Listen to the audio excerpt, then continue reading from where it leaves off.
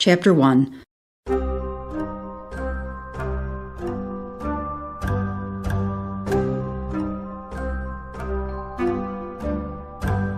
She wants what? Baylyn gawked at her coworker. The small-town library was half-hour from closing when their bi-weekly order came in via email from a certain patron, namely the Mrs. Dolores Billings. You heard me. Kat muffled her snicker behind her list of books. She wants the last 5 issues of Popular Mechanic, a book called Friend or Foe, What's Growing in Your Garden, and also, you'll love this, all 3 books from the newest erotica series. All 3? Baylyn rolled her eyes. Every time I think her requests can't get any weirder, she proves me wrong. Tapping expertly on her computer keyboard, she furrowed her brow as she recited, the new series is all checked out. She's going to have to go on the waiting list. The others, I can do 3 issues of Popular Mechanic and that plant book. This might be the first and last time it's ever been checked out. She's in luck on that one. She cast a grin towards Kat. What could she possibly want with these? Her requests made the oddest combinations. Every other week was definitely a trip to Weirdland when the reclusive, homebound old woman put several books on request. At first they thought it was a prank because of how varied the requests were, but they both learned to look forward with morbid curiosity to what was going on the hold list this time. Tucking a long dark curl behind her ear, Baylyn's blue eyes widened as she exclaimed to Kat, Holy cow, the wait on erotica set of books is over 60 days? They're probably doing a brisk business on neckties at the mall these days. What do you want to bet? They both giggled. Kat went back to shelving books and left Baylyn, senior librarian, up front. Baylyn, 29, average height, softly built without being plump, had long dark hair with a wave in it that most girls would envy.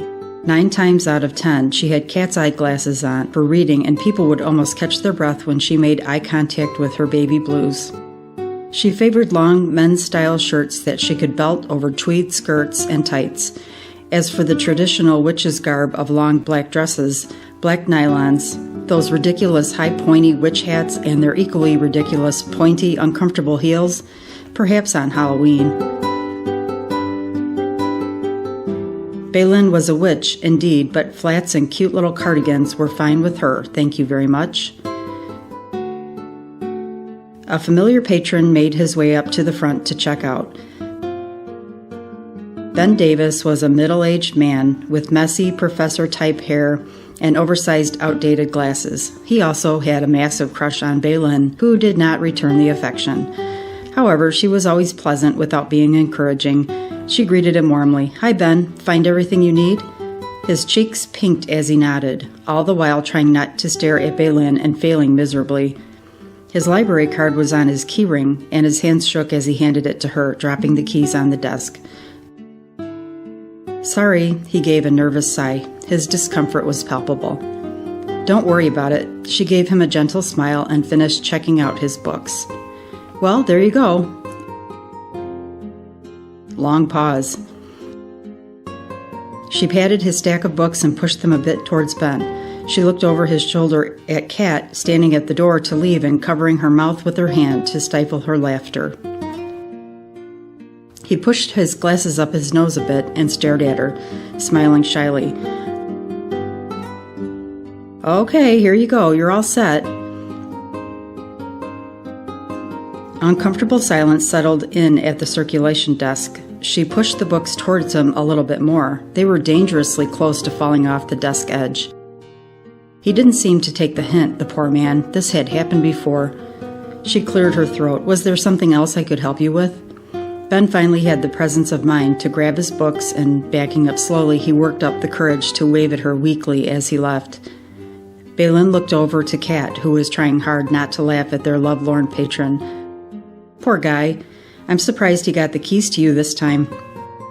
Baylyn smiled as she began straightening the desk. Isn't it time for you to clock out for the night, Smarty? Okay, don't get your panties in a bunch, just teasing you a bit. You want me to lock up the front? Laughing at her friend's expression, Baylyn spun around in her chair to look at the huge clock that hung from the entrance hall of the library. No, there's still about 6 minutes left. Wouldn't want any nasty, the library was closed, phone calls tomorrow. I'll do it in a few minutes. I'll see you tomorrow, though. She began closing down the computers and decided she could use the last few minutes to shelve books. Ben had been the last patron of the very quiet night, and it would be nice to start the day with a clean cart. She wheeled the cart of books to the stacks and began examining the spines to put the books away. Lost in thought, she belatedly registered the tone signaling a patron had entered the library. "Okay, I'll be right there. Welcome to the library. We'll be closing in just a few minutes." She briskly found the correct spots for a couple of books she was holding. In the distance, she heard, "All right, then." At the sound of his voice, all air stilled, and suddenly she felt very odd. In the air, she could feel a static charge and became aware of a very low-level hum, almost below what she could register with her ears. Almost. What was that? She looked at the spine of the next book, slowly, barely seeing it, when out of the corner of her eye, she caught a dark, feathery shadow. She gasped and her heart sped up as she snapped her head around to see what it was, only to realize it was her hair. She hadn't been just sensing a static charge. Her long hair was rising up off her back and shoulders to stick out horizontally, obeying the presence of the static in the air. All at once she felt different, more aware. Her breath started to come a little faster as she attempted to smooth her hair down. She peeped around the shelf, trying to get a glimpse of the mysterious man moving around her library. The static, the vibrating hum, that had only started after he came in. Try as she might, she could only catch glimpses of him, a tantalizing view of the dark curls on the back of his neck here, a delayed whiff of his cologne there, a strong hand gripping the bookshelf as he rounded the corner. Baylyn moved this way and that, trying to get a better look at him. Suddenly, tick, tick, tick, she heard a rhythmic popping noise coming from the area around her desk. It took a second to register, but she realized that it was the electric stapler on her desk misfiring over and over, all by itself. What was going on in here? Still very aware of the low vibration running through the library, she fought again to smooth down the defiant black locks that insisted on residing horizontally on her head rather than vertically as she hurried her way through the library to her desk. She didn't want that stapler misfiring into her last library patron of the night. The moment she reached the desk, the stapler stopped. Her hair floated softly back down to lay obediently on her back and shoulders once again. She looked around, puzzled. What had that been all about? She shook her head as she collected the stray staples she found on the desk and threw them away, then patted down her hair again for good measure. "We're closing in 2 minutes," she called out, looking around to see if anyone else had witnessed the odd goings-on at the circulation desk. "Right, I'll be there in a jiffy." His voice was deep and not one she recognized. In such a small town, working in a small library, there wasn't much of a chance to meet anyone new. The same people used the library all the time, but this, the dark hair, strong hands, cologne that was making her knees weak. Someone new, a male someone new. Almost as if on cue, the weird thrum started up again. She looked around, puzzled. Baylyn gave a little scream when the apparently possessed stapler began firing again. Ping, ping, ping. The chattering teeth Cat had confiscated from an unruly youngster earlier began to clack together loudly. Now how is that possible? They weren't even wound up. She tossed down the stapler and grabbed for the teeth, and as she did, she could feel her hair lifting up off her neck again to stand out belligerently, a la Pippi Longstocking. A deep male voice came from behind her. "Excuse me, miss, I need to make some copies, but it looks like your copier is on the fritz."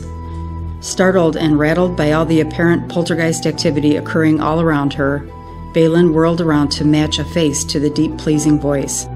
In doing so, she got her first full look at Declan Hughes. He was tall and muscular, without shouting Jim Rat. His piercing blue eyes were ice blue. It was almost difficult to look in them. His scent, he smelled like nothing she had ever breathed in. He smelled of sunshine and pine, all topped off by an irresistible, unique man smell. Baylyn simply stared at him with her mouth slightly open, hair standing straight out on either side of her head. The electric stapler ran out of ammunition to spit and flipped on its side, seizing weakly. The chattering teeth managed to get in a few more clacks before she used both hands to hold the jaws together. She vaguely recognized that she must look like a fool. Had she the composure, she would have used her hand to push up her own jaw. She drank in the sight of him, her soft blue eyes meeting his direct gaze, then dropping to his strong mouth that was currently curved into a smile. The silence stretched out, yet she felt powerless to move or even speak. Say something, she begged herself. Anything. Speak. She swallowed convulsively. I can do you. No, no, no. She could feel her face reddening profusely. Please tell me I didn't say that out loud. She closed her eyes in embarrassment and tried again. I can do that for you. Behind her, the stapler toppled right off the desk.